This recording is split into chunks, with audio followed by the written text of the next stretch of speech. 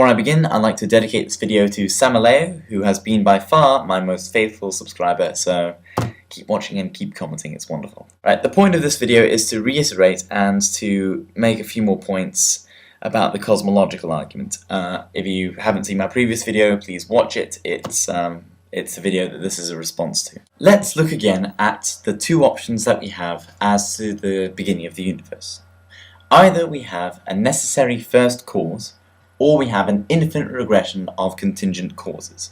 Now, in my previous video, I said that if we accept that we have this first cause, then we still are unable to ascribe any properties to it, and therefore it is useless as an argument for the existence of God. I made a slight mistake in my previous video because I appeared to dismiss the possibility of an infinite regress, and what I want to show in this video is that we can't actually dismiss it. Before I get any further, I want to make this clear. Not being able to dismiss the infinite regress is not ground for accepting the infinite regress. If I show you that you can't distinguish between the infinite regress and first cause, it means that you can't choose one or the other.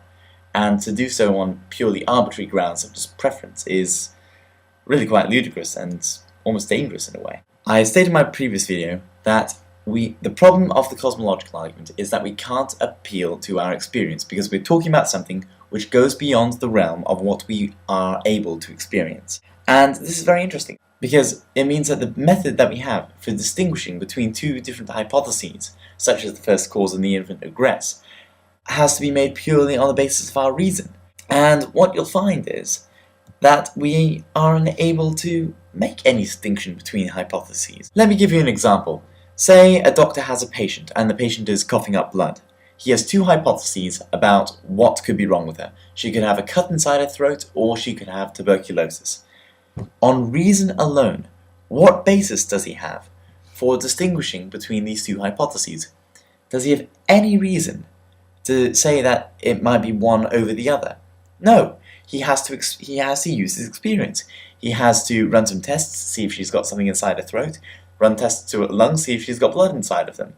On reason alone, he has no reason to choose one over the other. The same thing applies with the distinction between the first cause and the infinite regress.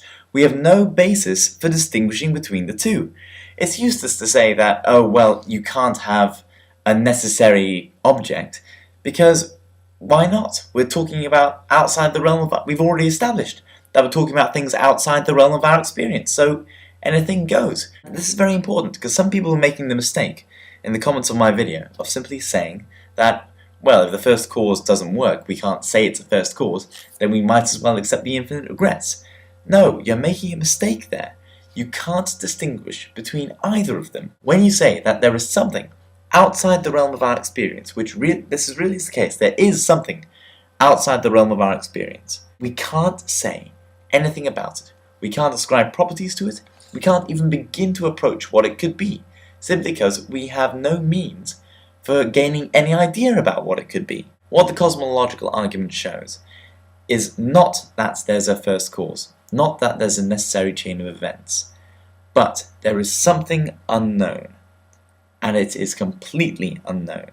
We are unable to give any properties to it whatsoever, and we are unable to say anything about it, because anything we say about it will be coloured by our own experience and therefore will not be valid in our talking about it.